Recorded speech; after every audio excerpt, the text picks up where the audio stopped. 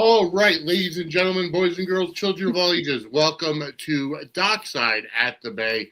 I am Vinny, along with Kim, after a week off due to moving and other stuff, but we're back.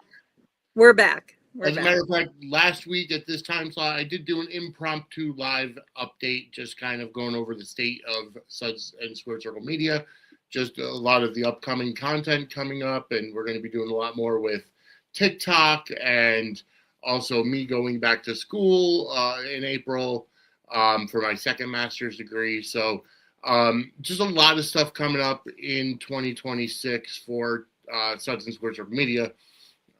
So that's what I did, so you probably caught that. That is up on the YouTube channel as well. So anyways, Kim, how are you? How was your week? Oh, well, my week has been just adjusting to the new apartment, unpacking, making sure the cats are happy. Just, a lot of just odds and ends and all the craziness that comes with moving to a new apartment on the other side of town. But Yeah. but yeah, now that I'm starting to settle in, it's a good neighborhood, and it's fun to be able to start do my initial podcast, or my first podcast from my new pad, from my new place. So Very nice, very nice. But anyways, yes, folks, we are here today. As you're watching it, it's February 26th. We are recording Tuesday night, the 24th of February, which I can't believe February is already almost over. Don't even get me started. It's crazy. I mean, I know it's the shortest month, but still. Yeah, exactly. But either way, it's today is February 26th. We are going to be reviewing season 7, episode number 13. Yeah, episode 13. Here Comes the Bride. And it was as it's been a very short episode. Yep, about 20 minutes, give or take. Yeah, of course. But before we get into it, I do want to go ahead and give a congratulations shout out to AJ Styles, a phenomenal one.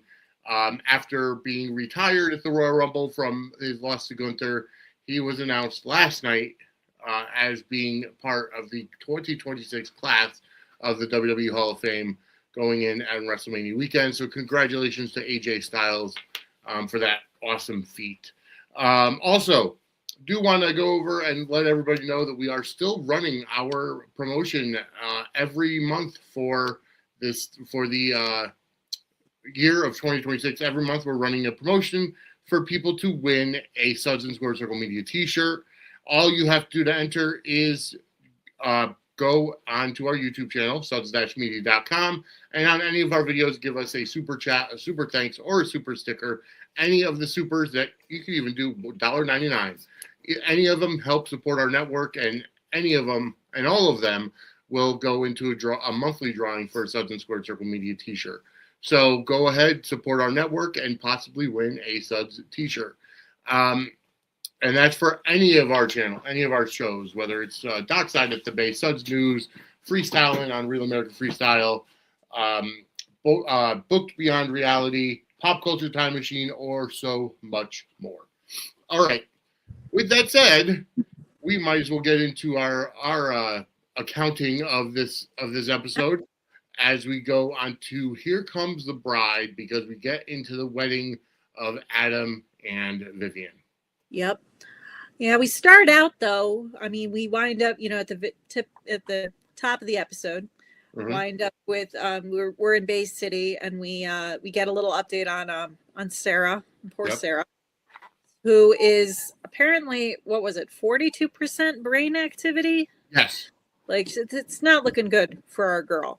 Basically, doctor played by Rael Andrews. Yes. Yep. Such a good actor. I always forget his name. I always blank on his name, but yes, he basically tells Lex and Sophia that they need to be prepping for the worst. That it's just not looking good for Sara at the moment. And Sophia has that interesting kind of moment while they're in the office talking, where she's almost summoned to Sara's bedside by like her psychic visions and her whole, cosmic connection situation to Sara and the great beyond, and wherever that hallway is that Sara's stuck in. But yeah. And this is actually the episode right after Jackie Zeman passed away, because they did have the right at the very beginning of the episode, they had the placard to say in love and memory of Jackie Zeman. So it's bittersweet. Again, we've said it before, seeing Jackie Zeman as well as Trisha Rogers on these episodes, knowing they've both as well as and I'm forgetting the fact even Jack, the actor playing Jack, also no longer with us, and he was in the scene as well, trying to get an update on Sarah's condition and everything that's going on. So just it's I'm glad that those actors had the opportunity to share those scenes together, but it is bittersweet watching moments like that. And Sophia and Sophia Matson is such a 180-degree turn from Bobby Spencer that we know Jackie Zeman as, but but the sass is still there. The sass is still there. I love the Southern accent. Like, the Southern accent just goes with her. Oh, it does. It really does. And the way that they're portraying her with, the psychic medium abilities. Yeah. What's really great about The Bay, and we've said it before, but it does incorporate all the different soap tropes we've seen, especially on Days of Our Lives. We've seen the supernatural, the paranormal on General Hospital. Possession arc. Come on. Yeah. Exactly. On General Hospital, we've seen the alien living above Anna Devane's house, apartment, garage, or whatever. And even All My Children. Now, granted, they were, I don't know, I always found All My Children, One Life to Live a little bit more grounded. They didn't really get into the whole campy thing, but they did have the character of Opal, who towards the end definitely was played by Jill Larson, at least when I was watching, previously played by, oh goodness, I'm blanking on her name, but definitely, Jill Larson's take on the character involved a lot of Opal being a little bit campy, the psychic connection. She had some great scenes with David Canary. I remember, it was just involving like psychic abilities and characters, ghostly characters coming back from the. Once in a while, we'd see some of that, and I like that they kind of have this psychic. They play that psychic sort of connected card, similar to the way that they did it with Opal and All My Children. Just kind of there in the background is like the resident sort of kooky character that can kind of see to the other side and allow for those moments. And in this case, it's a lot more, it's not so much kooky as dramatic. In this case, it's very, she's, going in with her rituals and her music and her, but she's taking it very seriously. And we should be taking it. Sarah's in peril right now. She's in a tough spot in the. And what I like about it is when Sophia is kind of going into, just to hold Sarah's hand, just to kind of feel what she's going through, and because we've seen where Sara can hear Sophia's voice saying, "Sara, come back to us," or "Wake up," or whatever, and it's so great because she's able to break through where Lex couldn't, where Jack couldn't, and she's able to set up the music. She's able to. The music kind of sounds like the soundscape that I set to fall asleep to, actually. But it's kind of calming, healing music, and the way that they have Sara kind of trapped in her mind with the memory of Red Garrett. This is kind of like this season gives us kind of our first glimpse into Red Garrett from beyond the grave, with him appearing to Adam in his nightmares, as well as Sara now in her comatose state. Reminding us that they're connected, reminding us that is her son, because, with his behavior so polar opposite of Pete, it's almost like you kind of forget that, oh no, he's Sarah's blood too. There is that connection. There is still that, element. And just seeing them, that nightmare parallel, like you said, it's it brings in the supernatural, but in a creepy way. And especially the way some of those scenes in the hallway were shot, when they kind of showed Sara like running and like almost slow-mo kind of, I mean, it was just disturbing. Running to Sophia's voice towards the light, and then you have the darkness, the red, the devil pulling her back. I admit, though, it did it took me out of the scene a little bit, the way that he was saying Sarah's name. It was a little creepy. It was a little weird. I had a little trouble swallowing that. He's like, Sara, and it just sounded very like Yep. creaky old, scary horror movie, a little much, but it was still, well, well acted, very dramatic, very, nerve-wracking moment for our poor girl. She's, she's going through it right now. She needs Yes. to get out of that hallway. Yes, exactly. And it's just tough for Jack and Lex and Sophia to kind of hear that news where, Yeah. Dr. Campbell is telling them prepare for the worst. And when Jack reminds us too, I mean, he just lost his grandson. He just Yep. lost Vivian. And now he's on the cusp of potentially losing his daughter too. And he says as much. He just reminds us of that familial connection, which is good because that they do, and we'll cover it when we get to that point. But they do mention they twine in Damien and his murder and that whole situation again. So they at the top of the episode and towards the end of the episode, they keep that thread intact in spite of all that's going on. Yeah, because in the last episode we saw, or one of the previous episodes we saw, the cops come to Avery and said, you have to come down to the station. Right. So we find out that Avery and Zoe are both at the police station because they're putting them through kind of a facial recognition program. The guys are there. Instead of doing a lineup like you would normally see, they're bringing the suspects or the people in one by one. Yes. And, she has to relive the night that Damien was killed. Yes. In order to identify. And, number 4, she manages to as soon as she sees him, and we even get like that kind of creepy sort of, he's like looking down and then kind of looks up with that menacing sort of, sends a chill through you. It's just very well acted scene, even though it's short. And it was very different because I was expecting a lineup like normal police, like almost like you said on Law and Order, SVU, where you have the 6 different people come in and then they say, I feel like that would be more effective than seeing people one by one, because sometimes that could play tricks on you where you think it's somebody and then you see somebody completely different, not able to make that comparison. Yeah. I agree. Yeah. I agree. But regardless, just the intensity, the look that Avery gets, when she sees number 4, it's like your heart just goes out to her, and she is just, and you're glad that Zoe is there to comfort her. Oh, absolutely.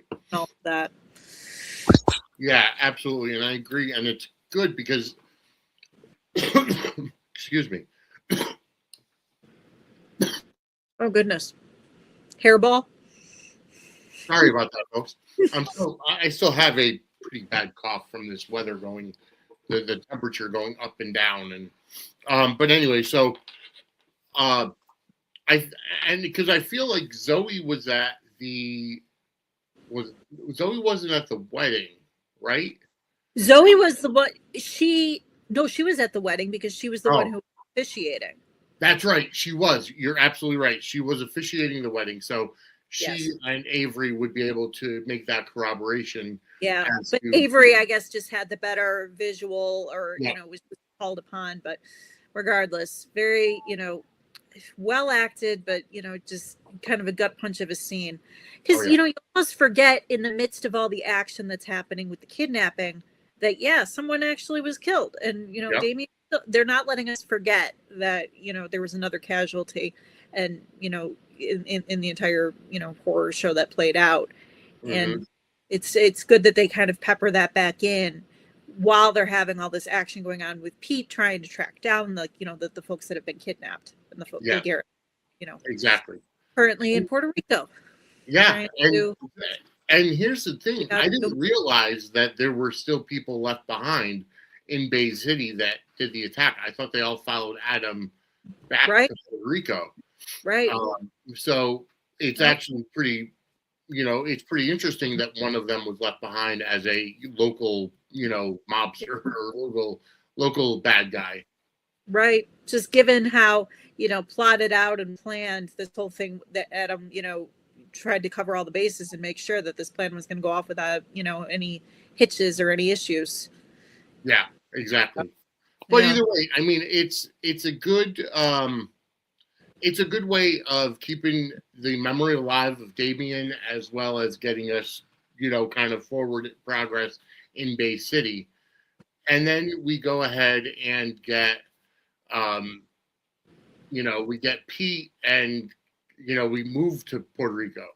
Yes, because we see, Here Comes the Bride episode title. Of course, that's going to involve the wedding. Yes. As pretty in the previous episode, we had it where Adam was going, telling Daniel, you're going to be my best man, and you need to get changed and get spruced up so that we can. And then we get to see all the folks in their wedding garb, which I have to say is interesting. And my thoughts have changed on Vivian's dress. Yeah. I mean, she can get away with it, but not the most in terms of, no, it looked a little, wasn't too sure about the veil thing with the lace and the whole, it was just, and obviously it's, not a wedding that, is, a celebrated wedding at all or anything like that. And it's just strictly, a hostage ceremony. But even so, that dress, not the most, they could have done better for her. Yeah. But it's also, you're having Adam pick something out for her without her even having any input. Maybe so, hey, who knows? Silver could have been the one who picked it out. That's true, and it's such a funny scene, seeing Silver, funny sight, seeing Silver in her bridesmaid or maid of honor dress, with a bouquet in one hand and a machine gun in the other. I made a note of that too, and her just kind of flaunting it, her just kind of owning that whole persona, that whole look. Just I'm a crazy lady with a gun. Yeah. Weapon strapped to me, but hey, look at my cute little dress. Just what's going on with that character. And I do appreciate that these, goons and henchmen and folks that are, helping Adam with this whole insane plot, they're characters. They're full, right. They're fleshed out. We get to see these kind of crazy, folks, and they're not just guys standing in the background holding the weapons, even though we did see all of them. We get to see some, colorful characters as well. So. Oh yeah, absolutely. And what's really the best visual, I will say, is when they're playing the "Here Comes the Bride" and Tamara is trying to kind of talk Vivian to say, "Hey, let's just escape, let's just run." And then are you kidding? Ninja Tam has disappeared on this island. Yeah, she has no subtlety at all. None. I'm sorry, but you don't go talking about, like, I whisper a little bit louder about the fact that you're surrounded by sociopaths and you want to run away. Like, come on, they're all standing literally right there. When they show Vivian and she's in her dress, and right behind her is a goon with his gun just kind of cocked right at her head, as if to say, "You're going through this, whether you like it or not." Just that visual is amazing. Yep. And then you have Tamara in her, like, actually very, very flattering and pretty little bridesmaid dress there for her. But it cracked me up that she's just trying to, plot this whole escape while they're literally, like, completely in earshot of every person that's, like, trying to do that. It's like, come on, you could have discussed this, taken her off to, like, a little bit more. Oh, I just need to adjust your veil. Do something, kind of get out of, like, Exactly. But then I guess if you're surrounded by men with machine guns, you really don't want to, cause too much of a flare up. I suppose. Exactly. I just felt bad too for the poor little flower girl. I mean, yeah, right. First wedding now, you're excited to be a flower girl. I never had the opportunity, and I was always jealous of all my friends when I was a little kid who got to be flower girls at weddings. And I wasn't having relatives or family members that were getting married and were asking me. So to have that be like her initiation to being a flower girl, that's unfortunate. That was sad. She's sprinkling her little rose petals, and there's guards with guns just surrounding her. I felt bad. Exactly. But yeah, it's there was just so much about that wedding. Obviously, we know it was under duress anyways, but it's just so much about that wedding that's crazy to me, because you also have Adam talking to the pastor who, like, he gives him a check of $100,000 to be like, okay, you're officiating this, but then forget about everything you see. And, the priest actually does kind of, he's very enthusiastic when he's officiating. He's, talking on about, Yeah. The two are going to be, your souls are going to be entwined, and Yep. he is going through with it like a pro, like a champ. Oh And yeah, of for course, when he's this asking lady. Vivian, of course, when he's asking Vivian, are you marrying him, with your heart without being pressured Coerced. under Yeah. duress or anything? It's like, do you see the machine gun? Like, that's got to be going through her mind. Yeah, like kind of, look at, sir, look at the surroundings, read the room a little bit. Yeah. But then we find our hero coming over the wall. And he's okay when Castro calls it, he just straight out says, "Oh yeah, he's a madman." Yeah. Like I'm He's like, crazy. "Yep, Castro is speaking for all of us right now," because you have him trying to keep Caleb from doing the same exact thing.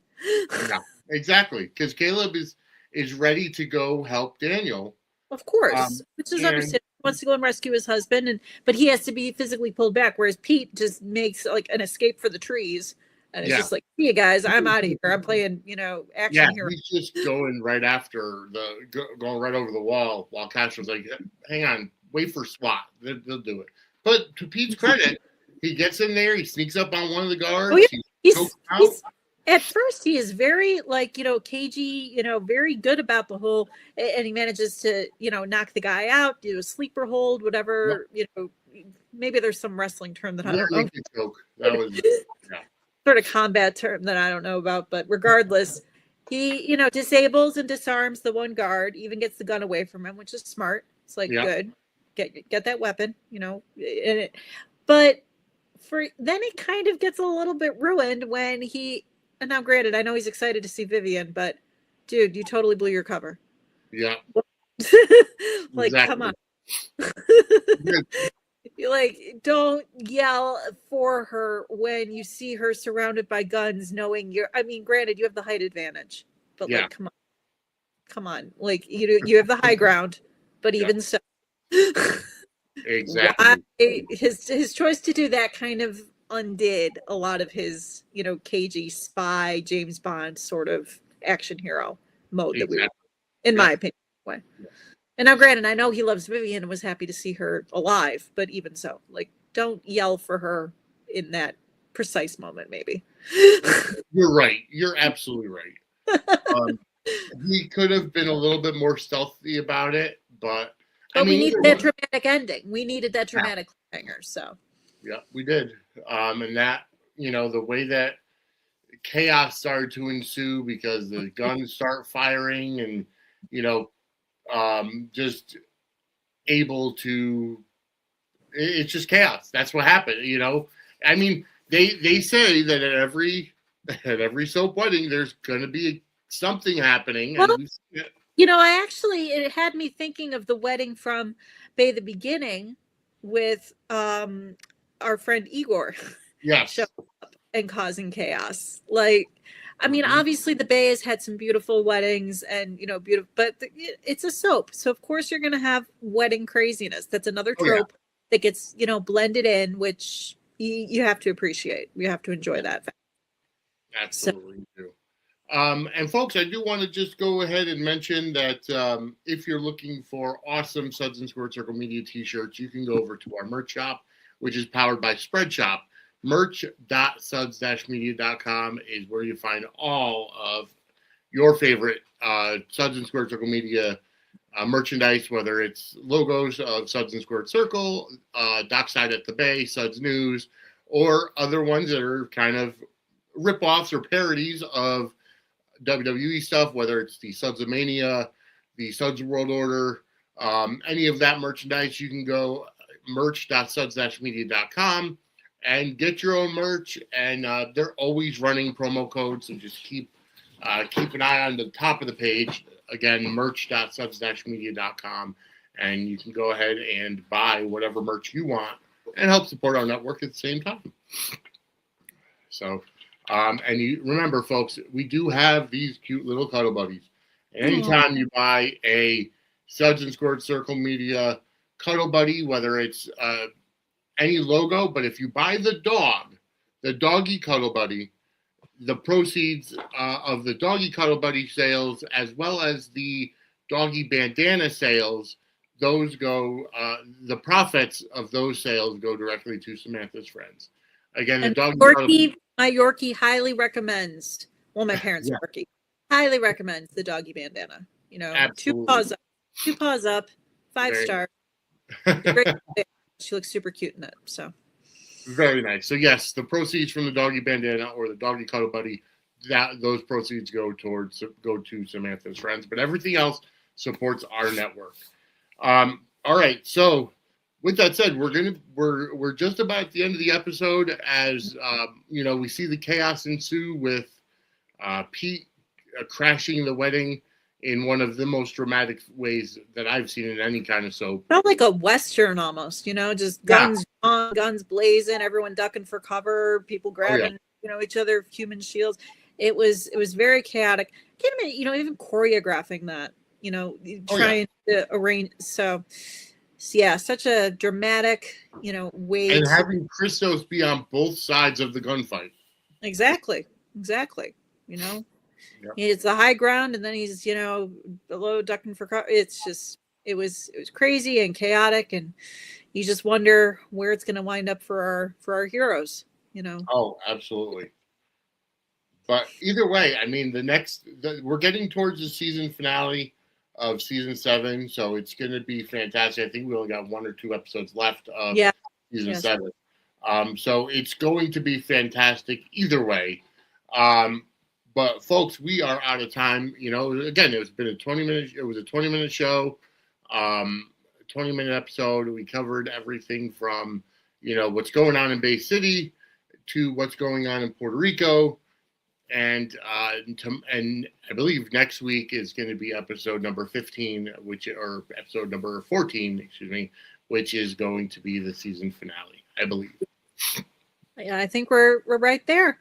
And then before we know it, it's going to get into season 8, which, is available for streaming purposes.